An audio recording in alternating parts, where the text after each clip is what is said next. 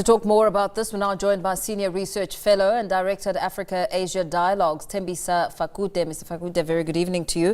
Thank you so much for your time. President Trump urged to normalize ties with longtime foe Israel. All of this after a surprise U.S. announcement that it would lift all sanctions on the Islamist-led government. What's your reaction to this? Yeah, I think that was a surprise, particularly the lifting of sanctions against Syria came as quite as a surprise, but also there are a lot of surprises in this during this visit.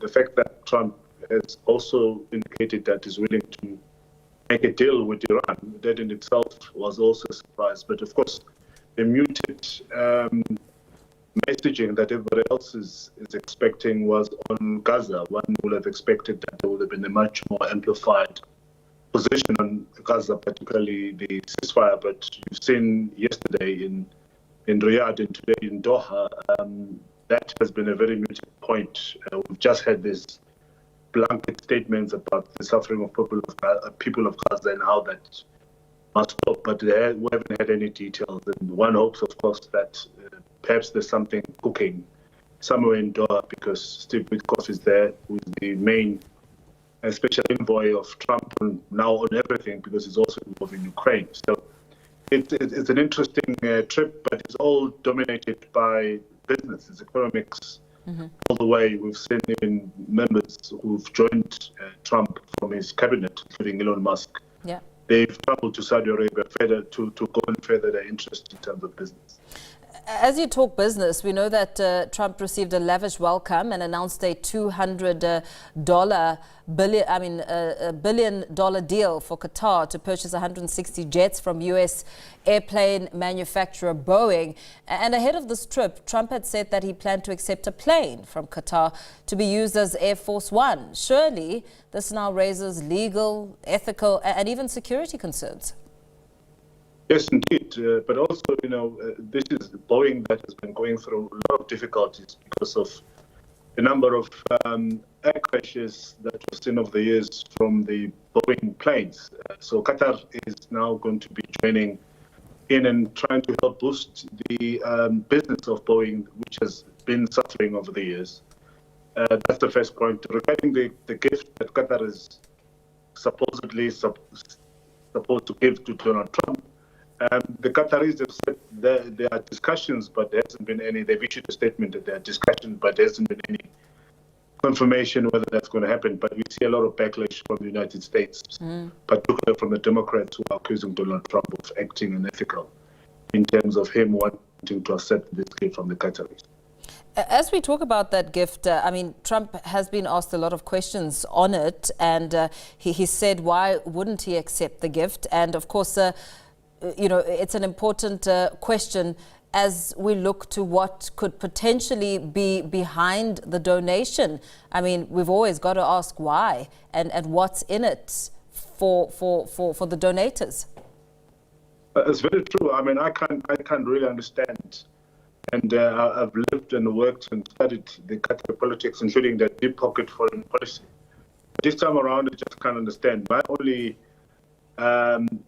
explanation would be the two things. One is the deep pocket foreign policy of Qatar. In other words, they have so much money that the only thing they can do with their money often is to buy political favors, and they've been doing it around the world. Recently, they've called Felix Tshisekedi and President Kagame to Doha, something that many people have tried over the years, and they've failed. And the rumors are that these people are offered substantial amount of money for them to come to Doha.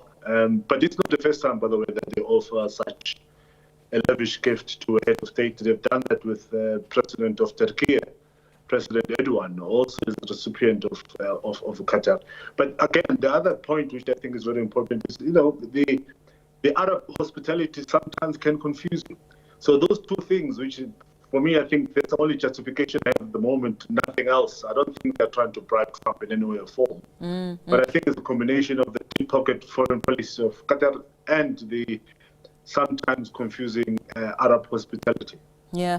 We also heard Trump urging Ahmad al-Shara to normalize relations with Israel. I mean, what can be expected in that space? I mean, what kind of thinking and political alliance and affiliation would such a decision take? Well, President Trump has initiated the Abraham Accords, which was the normalization process between Israel and the Arab states. But with Israel continuing to combat Gaza, Lebanon and Syria, many other Arab countries have decided to stall their process of normalization. One country that was expected to normalize relations was Saudi Arabia, and I think if Saudi Arabia does, we are likely to have a lot of other countries following.